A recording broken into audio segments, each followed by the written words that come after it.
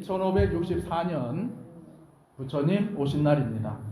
그래서 우리 불자님들이 꼭 아셔야 되는, 다 같이 한번 해보실까요? 석가열애 팔상성도. 우리 석가모니 부처님의 일생을 8가지의 그림으로 그려놓은 것을 팔상성도라고 합니다. 석가모니 부처님이 어떤 분인가를 알고자 하면은 요 8가지의 그림만 알면은 된다. 그래서 오늘 요거를 간단하게 제가 한번 설명을 해드리도록 하겠습니다.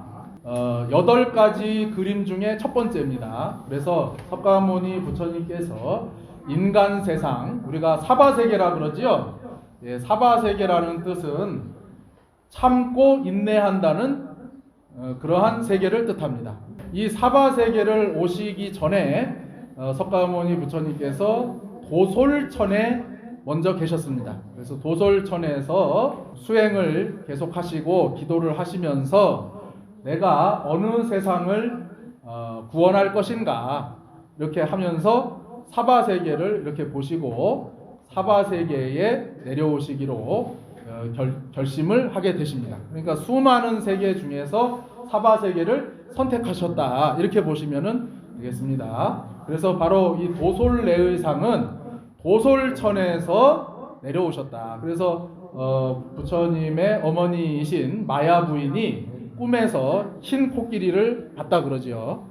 그 인도의, 정확하게는 지금 네팔 지방인데 룸비니 동산에서 태어나신 모습을 그리고 있습니다. 그래서 한 손으로 하늘을 가르치고 한 손으로 땅을 가르치면서 천상천하 유아독존이다 이렇게 말씀하셨다, 이런 이야기가 있지요. 자, 세 번째는 다 같이 한번 해보겠습니다. 사문유관상. 예, 우리가 사문이라고 하는 것은 동서남북의 4개의 성문을 뜻합니다. 유관상은 우리가 유람을 떠난다 이러잖아요.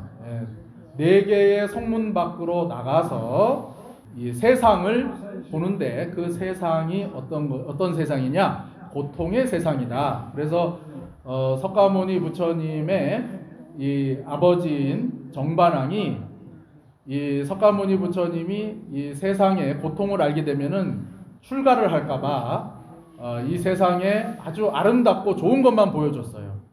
그러다 보니까 세상의 고통을 못 보다가 어느 날 이 성문 밖으로 나가서 생로병사 4개의 고통 중에서 늙은 고통, 병들고 병든 고통, 그다음에 죽는 고통을 보게 됩니다. 이 생로병사 중에 3개의 고통을 보게 되고 마지막으로 출가 수행자를 보면서 희망을 깨닫는, 그래서 이 4개의 성문으로 나가서 세상의 고통을 보고 또 하나의 희망을 본다라고 하는 것이 사문유관상이 되겠습니다. 예, 유성출가상은 지금 보시게 되면은 말을 타고 2사람이 이렇게 이 성문을 뛰어나가는 모습을 그리고 있는데요. 저 앞에 있는 분이 딸타태자, 그리고 뒤에 있는 사람이 시종입니다.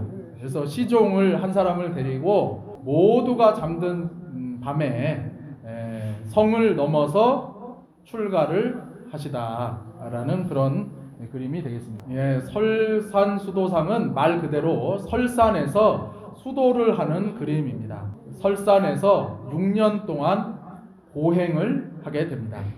제가 오늘은 자세하게는 설명을 못 드리고 요 소도명상마을 TV의 채널에 들어가 보시면은 제가 붓다의 명상이라는 그 강의를 했어요. 그걸 한번 보시면은, 그래서 요때 이제 부처님이 하신 그 수행법이 사마타라고 하는 그 수행법입니다. 그 다음에 고행을 하셨는데 그걸 6년 동안 하시다가 이렇게 극단적인 방법은 옳은 방법이 아니구나 하면서 양치기에게 이 양젖을 이제 공양을 받아서 기운을 차리고 6일 동안 집중적으로 수행을 하는데 그 수행이 이제 윗바사나다 이렇게 얘기를 합니다. 그래서 그 6일 동안 수행을 해서 이제 깨달음을 얻으시게 됩니다. 6년 동안의 고행을 이제 이거 잘못된 방법이구나 이렇게 하고 사마타 수행을 마치고 6일 동안의 윗바사나 수행을 하시는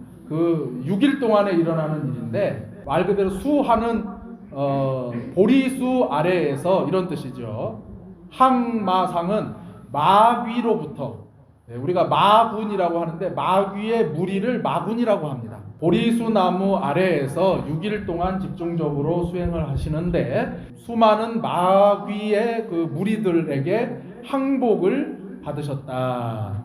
이런 아름다운 여성의 모습으로 막 변신을 해서 유혹하기도 하고 또 무서운 그 군대의 모습으로 이제 변신을 해서 공격을 하기도 하고 이러면서 그 평정심을 흐트러뜨리려고 이렇게 하는데 그 모든 과정을 다 이기고 항복을 받으셨다. 이런 내용이 수하항마상입니다. 녹원이라고 하는 것은 녹야원의 준말입니다. 녹야원은 사슴이 뛰어노는 숲이다 이런 뜻이에요. 사슴이 뛰어노는 숲에서 그걸 갖다가 이제 녹원이라고 하고요. 전법상 거기에서 5명의 수행자에게 최초로 이 깨달음의 법을 전합니다. 초전법륜이라고 이렇게 하는데 우리가 그 법을 전한다라는 것을 불교에서는 이제 법륜을 굴린다 이렇게도 표현을 하지요. 법의 바퀴를 수레바퀴를 굴린다. 그러는데 전법상은 이 최초로 법을 전했다 이런 뜻이 되겠습니다. 요때 부처님이 전한 법이 사성제와 팔정도입니다. 사성제와 팔정도가 불교의 처음이자 끝이에요. 그래서 사성제는 고진멸도 그런 건데 오늘은 생략을 할게요. 열반에 드셨다. 그래서 이 일화가 있는데 부처님이 이제 돌아가셨어요. 그래서 그 제자들이 다 부처님을 이제 마지막으로 보기 위해서 모입니다. 그런데 벌써 입관을 다 했어요. 입관을 하고 나서 그 뒤에 온 제자들은 부처님을 못 보지 않습니까? 그런데 부처님의 제자 중에 마하가섭이라는 제자가 있습니다. 이 마하가섭이라는 제자가 수제자예요. 수제자. 그래서 부처님의 500명의 깨달은 제자 중에서 10명의 10대 제자가 있고 10명의 10대 제자 중에서 첫 번째 제자가 있는데 그 첫 번째 제자를 마하가섭이라고 합니다.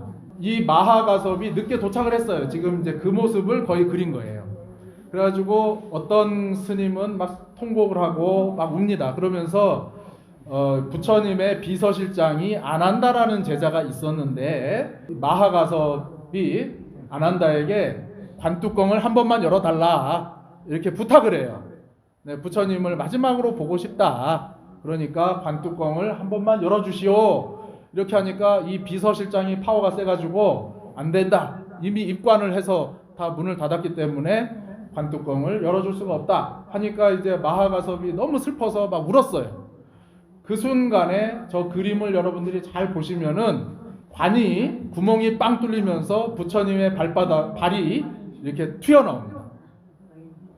이것이 그 유명한 마하가섭이 세 곳에서 마음으로 법을 전해받았다라고 하는 삼처전심 격예선전 이렇게 얘기를 합니다. 세 곳에서 마음도리를 전해받았다 이렇게 얘기를 하는데 그 부처님을 보고 싶어하는 그 마하가섭에게 발을 이렇게 보이심으로써 마지막으로 법을 전하셨다. 쌍림에서. 그래서 돌아가시고 나서도 이 마하가섭에게 법을 전하셨다라고 하는 그 일화가 바로 쌍림 열반상입니다. 그래서 이 마하가섭의 법맥이 달마대사 많이 들어보셨죠? 달마대사로 온 것이고 그것이 나중에 한국으로 오게 된 것입니다. 석가열의 팔상성도에 대해서 오늘 말씀을 드려봤습니다. 가슴 앞에 합장을 하시고